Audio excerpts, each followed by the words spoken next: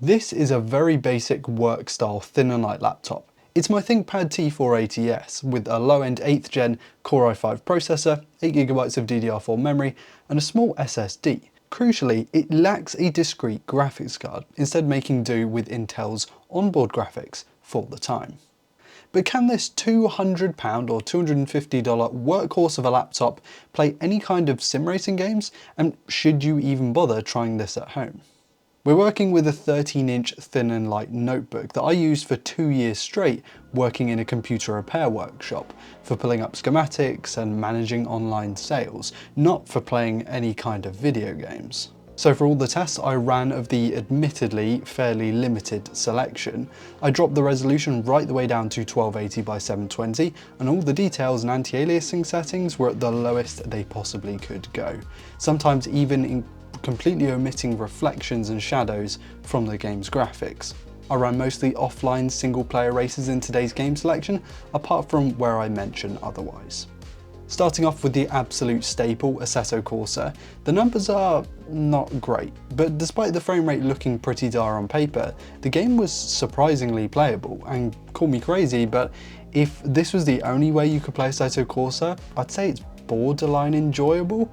I know these are not staggering claims, but genuinely the game doesn't feel particularly awful, although I did go into this experience not expecting the game to really run at all. Which is pretty much the Competizione experience. Short of refusing to run, the game is basically unplayable. Like, if you play a racing game like this, then please hand yourself in to the local authorities because you're a danger to society. It's a no from me, Chief.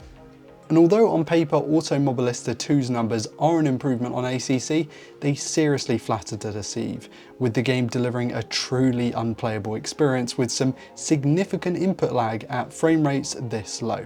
I have to admit I had high hopes for AMS2, but here we go. But despite getting a very solid and obvious warning from the BeamNG devs to not use my non-existent GPU, and the world's taking a fair while to load in, the game ran surprisingly well. I was fully expecting a PowerPoint presentation, even at the minimum settings and at this lower resolution, but the game was actually enjoyable at a slightly below 30 FPS average frame rate. I wouldn't recommend you play iRacing on a laptop like this. If you get frame drops and crash into other racers, that's just not fair, so please avoid it for the sake of the experience. They are paying to be there. That said, I ran an offline AI race in the MX-5's Okayama, and the experience was better than I expected, far better than I expected.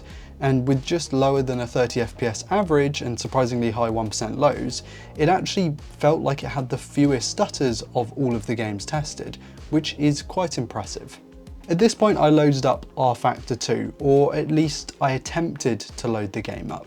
In the process I ran into this issue where the GPU didn't have enough VRAM, so maybe proceed with caution, and I clicked through and then it just wouldn't load the game whatsoever, so we are SOL with rFactor 2.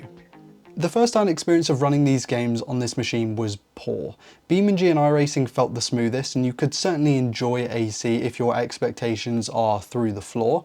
However, if you are considering picking up a wheel and only have something like this with no dedicated GPU and an 8th gen core processor, I would hold the brakes. Save up for a more capable machine that will run better. I'm not being snobby or picky. To be competitive, you really do need something a bit more powerful than this. It just so happens that this laptop has Thunderbolt 3, so you could in theory hook up an external GPU. However, I have no idea what results you would get from such a setup because the CPU is pretty weak. Can you sim race on an office laptop with no GPU?